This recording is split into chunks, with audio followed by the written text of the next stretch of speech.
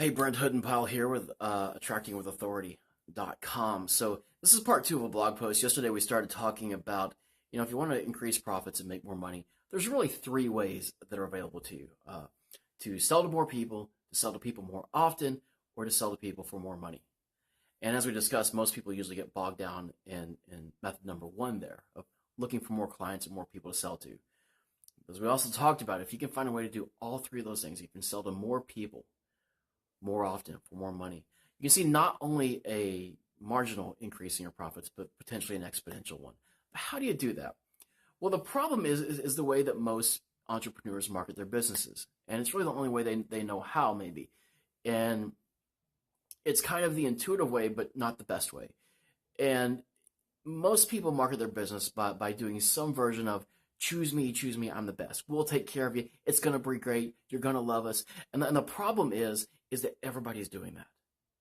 And so if you're the consumer, you don't know who to believe. You don't know what message is real. You don't know which one is the best one. I try to encourage people to imagine, it's like an Indiana Jones movie. Anytime they shoot a movie in Cairo, there's always some chase scene through the street market, where they knock over an apple cart or something like that. And but it's like that in the marketplace. It's loud, it's noisy. There are people shouting at you to buy this linen or to buy this food or whatever, jewelry. And the people walking through that marketplace don't know who to trust.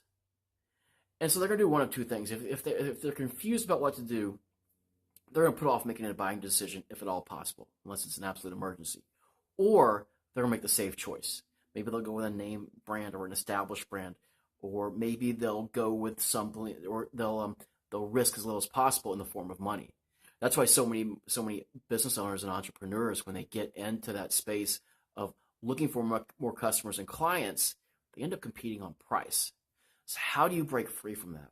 Well, you do that by establishing yourself as the authority in your marketplace, in your field. You establish yourself as the go-to person, and you do that by producing content.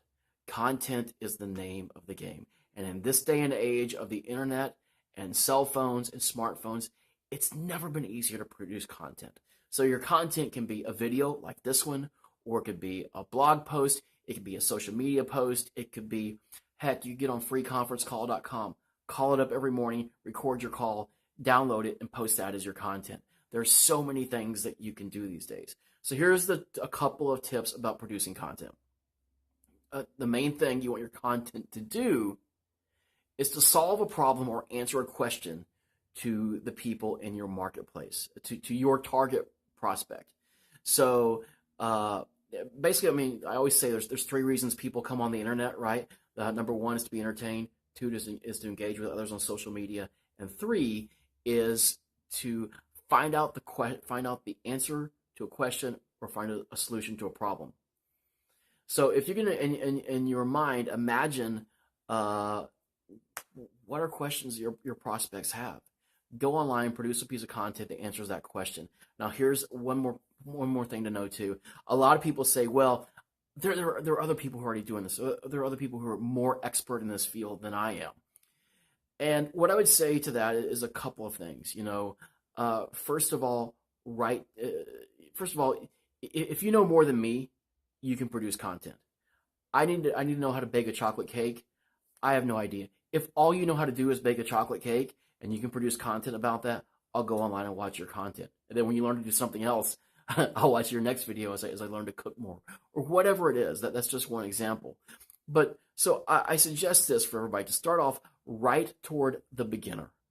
So right at the kindergarten level, right for the person that has no experience at all and is completely clueless. This is the first time that anybody they've ever had to shop for your services or your product. And what are the questions that they have? What are the questions that people in that position have?